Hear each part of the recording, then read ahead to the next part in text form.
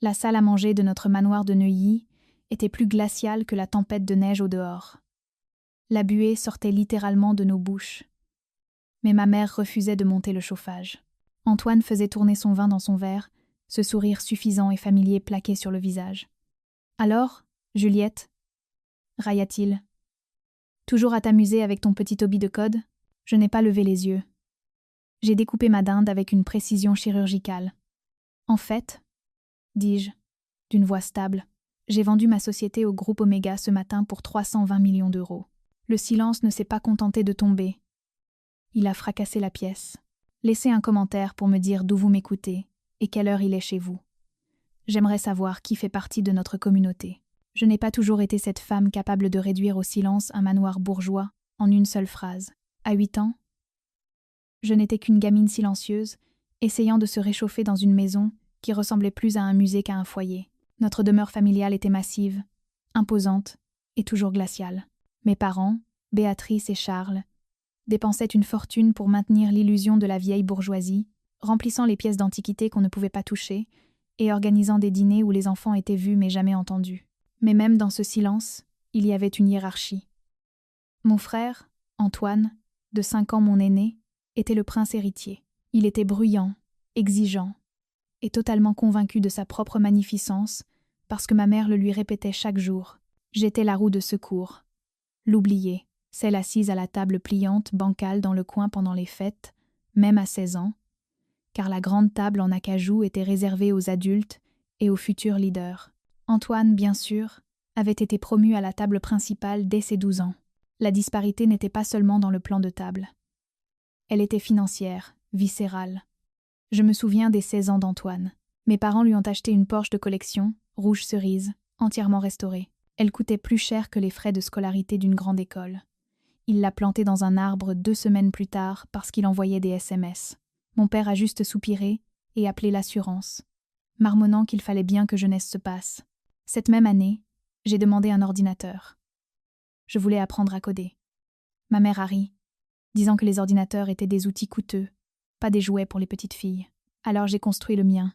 J'ai récupéré des pièces à la déchetterie, acheté une carte mère avec mon argent de babysitting, et je l'ai assemblé au sous-sol près de la chaudière car c'était le seul endroit de la maison où je pouvais faire du bruit sans me faire gronder. Je me souviens de mes doigts engourdis par le froid alors que je connectais les fils, le bourdonnement du ventilateur résonnant comme un battement de cœur dans le noir. Cet ordinateur était hideux, un monstre de Frankenstein de plastique gris et de fils dénudés.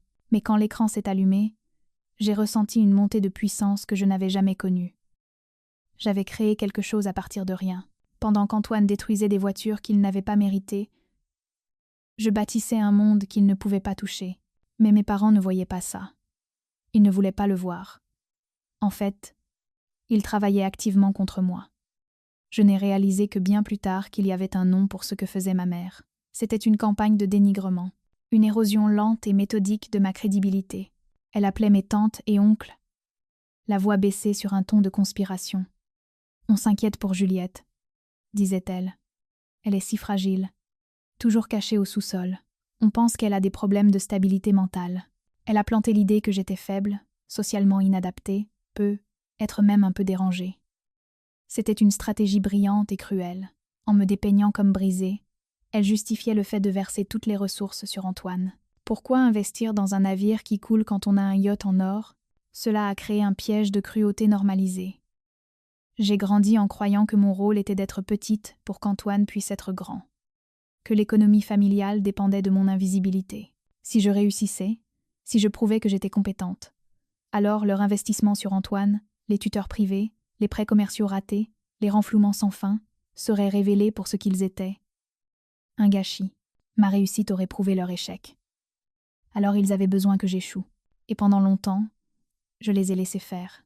Je suis restée à la table des enfants. Je portais des pulls d'occasion, tandis qu'Antoine portait des costumes de créateur. Je la fermais, je baissais la tête. Et je codais. Je construisais des algorithmes capables de prédire les ruptures de la chaîne logistique, tandis que mon frère essayait de lancer une crypto-monnaie à son nom. Je bâtissais un empire dans le noir, attendant le jour où je pourrais allumer la lumière. Mais la lumière ne s'est pas allumée d'un coup. Ce fut une mèche lente. Après le lycée, j'ai obtenu une bourse pour l'université publique. Mes parents étaient soulagés. Ça voulait dire qu'ils n'avaient rien à payer pour moi. Ils ont utilisé l'argent économisé sur mes études pour financer la première entreprise d'Antoine, une conciergerie de luxe qui a fait faillite en 6 mois. Je m'en fichais. La fac, c'était la liberté. Je passais mes journées en cours et mes nuits au labo informatique, buvant du café de distributeur et écrivant du code jusqu'à ce que ma vue se brouille. J'ai lancé Logitech Solutions dans ma chambre d'étudiante. Ce n'était pas flashy. Pas de logo cool ni de budget marketing. C'était juste un logiciel pour aider les entreprises de logistique à optimiser leurs trajets, ennuyeux, pas sexy et incroyablement précieux. Au moment de mon diplôme, j'avais 3 contrats avec des transporteurs de taille moyenne. Je suis revenue à Paris, pas à Neuilly, mais dans un petit studio. Mes parents ne posaient pas de questions sur mon travail. Ils supposaient que je faisais de la saisie de données. Tant que tu peux payer ton loyer, disait mon père en me congédiant d'un geste. Pendant ce temps, Antoine dégringolait. Il était passé de la conciergerie à l'immobilier, puis au NFT. Chaque échec était accueilli par une nouvelle injection de cash de mes parents. Je les ai regardés de loin, hypothéquer le manoir familial. 250 000 €. Ils ont dit à la famille que c'était un investissement dans un partenariat technologique révolutionnaire. Je connaissais la vérité. C'était une bouée de sauvetage pour un homme qui se noyait. Je les ai regardés se saigner à blanc, leurs visages se durcissant, la maison devenant plus froide alors qu'ils baissaient le thermostat pour économiser des centimes tout en signant des chèques de plusieurs milliers. Et je n'ai rien dit. Les gens me demandent pourquoi je suis restée. Pourquoi je suis allée à ces dîners de Noël année après année. Ils disent « Tu étais indépendante. Tu avais de l'argent. Pourquoi n'es-tu pas simplement partie ?» C'est une question légitime. Mais le traumatisme ne fonctionne pas comme un interrupteur. C'est plutôt comme un mur de verre. Vous voyez la sortie. Vous voyez la vie que vous voulez de l'autre côté. Mais vous avez été conditionné à croire que vous ne pouvez pas le traverser. C'est de l'impuissance apprise, quand on vous dit pendant 20 ans que vous êtes fragile, secondaire, que vous avez de la chance d'être juste autorisé dans la pièce. Vous commencez à croire que votre survie dépend de leur permission. J'attendais. J'attendais quelque chose d'indéniable. Je savais que si je partais trop tôt, avec juste un bon travail, ils m'écraseraient. Ils diraient que j'étais ingrate, instable. J'avais besoin d'une armure, d'une arme si grosse qu'elle réduirait leur narratif en poussière. Alors j'ai épaissi mon mur de verre. Je les ai laissés m'ignorer. Parce que chaque insulte, chaque anniversaire oublié, chaque euro gâché sur Antoine ajoutait du carburant à mon feu. Je n'étais pas faible. J'étais patiente. J'attendais que le chèque soit encaissé. Et ce matin-là, la veille de Noël, c'est arrivé. La notification sur mon téléphone était simple. Virement reçu, Groupe Oméga. Montant, 320 millions d'euros. J'ai fixé l'écran longtemps. Je n'ai pas crié. Je n'ai appelé personne. J'ai juste senti un déclic silencieux dans ma poitrine. Le mur de verre avait disparu. L'attente était finie. J'ai mis mon manteau, j'ai conduit jusqu'au manoir glacial de Neuilly et je me suis assise à table. J'ai regardé Antoine se pavaner. J'ai regardé ma mère le couver. J'ai regardé mon père se fondre dans la tapisserie. Et j'ai attendu mon moment. Quand Antoine a demandé si je perdais encore mon temps, je n'ai pas ressenti de colère. Je me sentais clinique, comme un chirurgien au-dessus d'un patient, scalpel en main, prêt à retirer la pourriture. En fait, dis-je, d'une voix stable dans la pièce froide, j'ai vendu ma société au groupe Oméga ce matin pour 320 millions d'euros. Le silence qui a suivi n'était pas vide. Il était lourd. C'était le bruit d'un univers qui bascule. Antoine a cligné des yeux, son cerveau luttant pour traiter l'information. « Quoi » rit-il, un son nerveux et haché. « Tu as vendu ? Pour combien ?» J'ai sorti mon téléphone. Je ne leur ai pas juste montré le solde bancaire. Je l'ai diffusé sur la télé au-dessus de la cheminée. Les chiffres brillaient en haute définition sur 150 centimètres. « Ça, c'est la part en cash, » dis-je en buvant une gorgée d'eau. J'ai aussi gardé des stocks options et un siège au conseil d'administration. Ma mère a regardé l'écran, puis moi. Son visage était un masque d'horreur. Pas de joie, pas de fierté, de l'horreur. Parce qu'elle savait, en une fraction de seconde, elle a su que l'histoire qu'elle racontait depuis 26 ans, l'histoire d'Antoine le génie et de Juliette le fardeau, était un mensonge. Et elle savait que je savais. Mais Antoine n'avait pas fini. Son ego ne le permettait pas. Le choc sur son visage a caillé en quelque chose de laid et défensif. Il a ricané, se penchant en arrière comme si le chiffre sur l'écran était une erreur d'arrondi. « Ok, donc tu as eu un coup de bol, » dit-il en balayant l'air de la main. « Tu es une codeuse, pas une visionnaire. » Il a sorti son téléphone frénétiquement. En fait, le timing est parfait. J'allais attendre le dessert, mais puisqu'on parle chiffres, il a tapoté son écran et a écrasé ma connexion. Le solde bancaire a disparu, remplacé par une présentation au logo néon criard. Chain Future. Ça, annonça Antoine en pointant la télé avec son verre de vin, c'est l'avenir. La gestion de la chaîne logistique intégrée à la blockchain. Ça va disrupter tout le secteur vertical. J'ai regardé les diapositives défiler. C'était du grand n'importe quoi. Des mots-clés posés sur des photos volées. Synergie, registre immuable, changement de paradigme. C'était le genre de présentation qui vaudrait un 0 pointé à un étudiant de première année. « J'ai une réunion mardi prochain, » dit Antoine, la voix enflée d'une confiance imméritée. « Avec le groupe Omega, ceux qui ont acheté ta petite appli. Mais je ne vends pas pour un chèque rapide. Je propose un partenariat stratégique. On parle en milliards, Juliette, pas en millions. » Il m'a regardé avec un petit sourire en coin. « Tu vois, toi tu as construit un outil. Moi, je construis un écosystème. C'est la différence entre un ouvrier et un fondateur. » Ma mère a retrouvé sa voix. Elle a regardé l'écran, puis moi, et le calcul dans ses yeux fut instantané. Elle ne voyait pas mon succès. Elle voyait le capital d'amorçage d'Antoine. « Oh, Antoine, c'est incroyable !» s'extasia-t-elle en frappant dans ses mains. Elle se tourna vers moi, les yeux grands ouverts et exigeants. « Juliette, tu entends ça? Ton frère a aussi rendez-vous avec Omega. Chess le destin. » Elle se pencha au-dessus de la table, ignorant la dinde froide. « Tu dois investir, Juliette.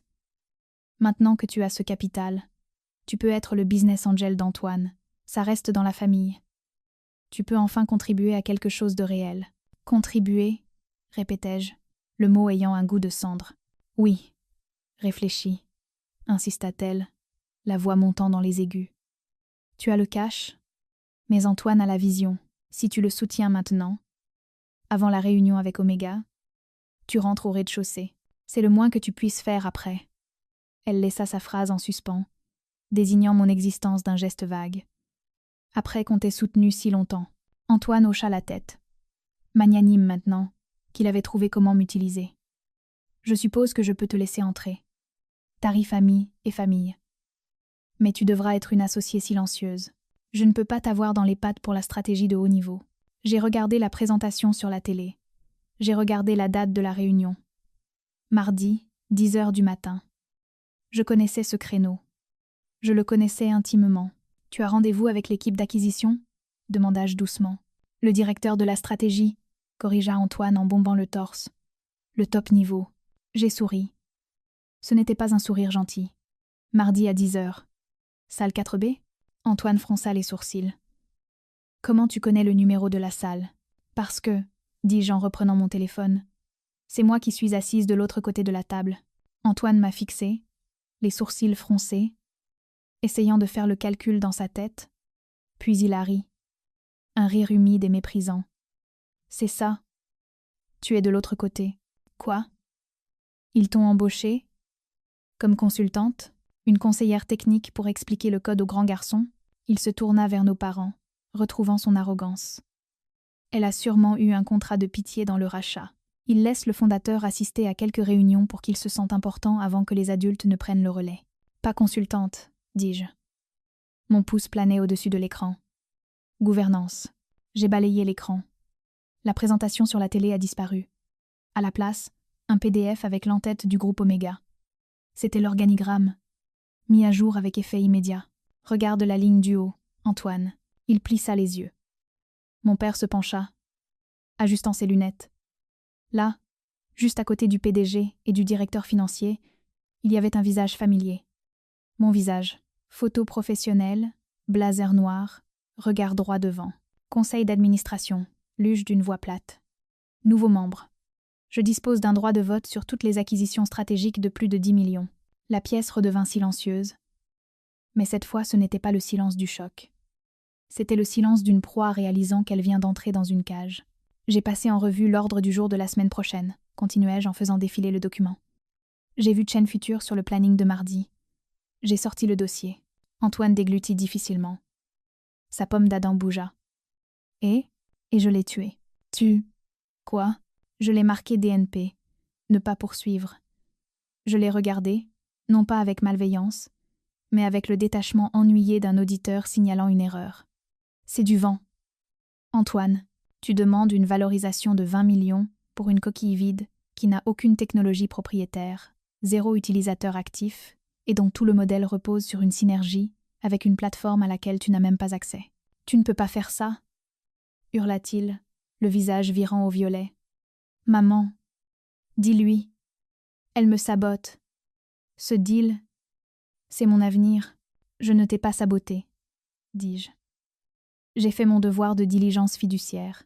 Si je laissais Omega investir dans une société écran juste parce que c'est mon frère qui la dirige, je serais passible de fraude envers les actionnaires. Je ne vais pas en prison pour toi. Arrange ça, exigea-t-il en se levant. Annule le signalement. Appelle-les maintenant. Dis que c'était une erreur. Dis que je suis un visionnaire. Je ne peux pas arranger un manque de compétences, Antoine. Ma mère frappa du poing sur la table. Juliette, arrête ça tout de suite. Tu es mesquine. Tu es jalouse parce qu'Antoine a toujours été le créatif, le leader. Toi, tu n'es qu'une petite ouvrière. Tu ne comprends pas la vision. Je comprends les profits et les pertes, répliquai-je. Et Antoine est un passif toxique. J'ai regardé l'écran. L'email de rejet est déjà en file d'attente sur le serveur. C'est automatisé. Il part mardi matin, à 10h01. Tu n'as même pas besoin de mettre un costume. Tu peux faire la grasse matinée. Antoine s'effondra sur sa chaise, comme un ballon dégonflé. Tu as tout gâché, murmura-t-il. J'avais promis aux investisseurs. J'ai des prêts en cours. Des prêts? Intervint mon père, la voix tremblante. Quel genre de prêt, fils? Antoine ne le regarda pas. Des prêts relais, marmonna Antoine. Pour tenir jusqu'à la signature avec Omega. C'était sûr. Tout le monde disait que c'était sûr. À qui as-tu emprunté? Demandai-je, bien que je soupçonnasse déjà la réponse. Antoine ne répondit pas. Il regarda juste maman, et c'est là que je l'ai vu. Le regard, ce scintillement terrifié, et coupable, entre l'enfant roi et sa complice. Le langage secret des gens qui ont enterré un corps ensemble. Maman, dis-je, en baissant d'une octave. D'où vient l'argent? Elle se raidit, lissant sa serviette avec des doigts tremblants. On l'a aidé. Juste un peu. Pour payer les factures. C'est combien, un peu? Ça ne te regarde pas. Claqua-t-elle. C'est l'argent de la famille. Je suis la seule à apporter de l'argent dans cette famille, dis-je. Donc je pense que ça me regarde. J'ai déconnecté la présentation et ouvert un nouveau fichier. Le rapport d'audit forensique. En fait, dis-je, je n'ai pas besoin que tu me le dises. J'ai diffusé le document sur la télé. Ce n'était pas une jolie présentation cette fois. C'était un fichier Excel brut. Le genre qui se fiche des sentiments, qui ne connaît que les faits. Les lignes étaient surlignées en rouge. 250 000 €, dis-je. Pris sur l'hypothèque de cette maison il y a 10 à 8 mois. Paiement du capital in fine, dû en avril.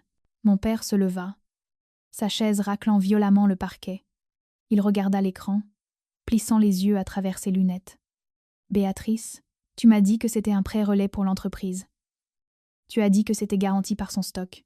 Il n'y a pas de stock, papa, dis-je. Chaîne Future est une coquille vide. C'est un site web et une boîte postale. J'ai fait défiler le tableau. Regardons le taux de dépense. 12 mars. Le cheval blanc à Saint-Barth. 8 000 €. 4 avril. Concessionnaire Porsche. À compte 12 000 €. 15 mai. Bar du Plaza Athénée. 3 000 €. Je me suis tournée vers ma mère. Elle tremblait, ses mains agrippant la table si fort que ses jointures étaient blanches. Tu gèles dans cette maison, dis-je doucement. Tu gardes le thermostat à 6 degrés. Tu m'as dit que la chaudière était capricieuse. Elle n'est pas capricieuse, maman. Elle coûte cher. Tu es assise dans le froid pour qu'Antoine puisse avoir l'air riche aux Caraïbes. C'était du réseautage, hurla Antoine, la voix brisée. Il faut dépenser de l'argent pour en gagner. Je construisais la marque. Tu construisais un déficit, corrigeai-je. Et tu as utilisé maman et papa comme caution. Mon père regarda ma mère. Il regarda la femme en qui il avait confiance depuis 40 ans. Tu as hypothéqué la maison? Notre maison? Je n'avais pas le choix, cria-t-elle, la voix perçante de terreur.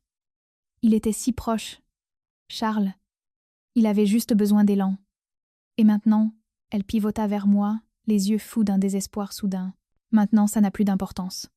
Juliette a l'argent. Elle peut rembourser. Elle peut faire un chèque maintenant. Et tout arranger. Elle me regarda, non pas avec amour, mais avec attente. Tu nous dois ça. On t'a élevé. On s'est sacrifié pour toi. Vous m'avez sacrifié, dis-je. Vous avez sacrifié mon enfance pour construire son ego. Et maintenant vous voulez que je paye pour les décombres. Si tu ne le fais pas, ricana Antoine, retrouvant une miette de sa bravade imméritée, on te fera un procès. On a des preuves. Contraverbaux, tu as promis de prendre soin de la famille si tu réussissais. Maman peut témoigner. Allez-y, dis-je. Attaquez-moi. J'ai tapé une dernière fois sur mon téléphone. Un nouveau document est apparu. Ce n'était pas financier. C'était une collection d'emails et de SMS.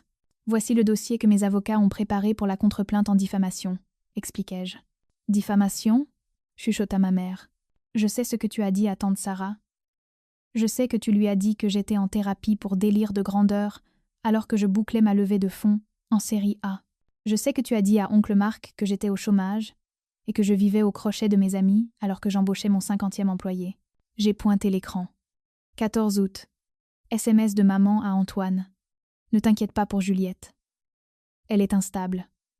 Elle ne fera jamais rien de sa vie. Il faut juste qu'on la garde silencieuse jusqu'à ce que ton deal se fasse. La pièce devint silencieuse. Le genre de silence qui ressemble à une tombe. Vous avez détruit ma réputation pour protéger la sienne, dis-je. Vous m'avez fait passer pour folle pour que personne ne demande pourquoi vous engouffriez la fortune familiale dans un trou noir. C'est de la malveillance, maman. C'est de la fraude caractérisée. J'ai regardé Antoine. Si tu déposes plainte, je rendrai ces preuves publiques. Je ferai témoigner chaque investisseur à qui tu as menti. Je remettrai ce rapport d'audit au fisc et à l'autorité des marchés financiers. Tu ne seras pas juste en faillite, Antoine. Tu seras en prison. Antoine, ça fait ça. Toute combativité le quittant, comme l'eau d'un verre brisé. Je finis toujours par tout savoir, dis-je. C'est ce qui arrive quand on bâtit une entreprise sur des données plutôt que sur des illusions. J'ai attrapé mon manteau au dossier de la chaise. Le froid de la maison traversait enfin mes vêtements, mais le feu en moi brûlait fort et clair. Le remboursement du capital est dû dans 90 jours, dis-je à mon père. Je te suggère de vendre la maison avant que la banque ne la saisisse. Antoine peut t'aider à faire les cartons. Il est doué pour déplacer les choses, surtout l'argent qui n'est pas à lui. Juliette, râla mon père. S'il te plaît. Au revoir, papa. Je suis sortie de la salle à manger, passant devant le papier peint décollé et les horloges anciennes arrêtées depuis des années.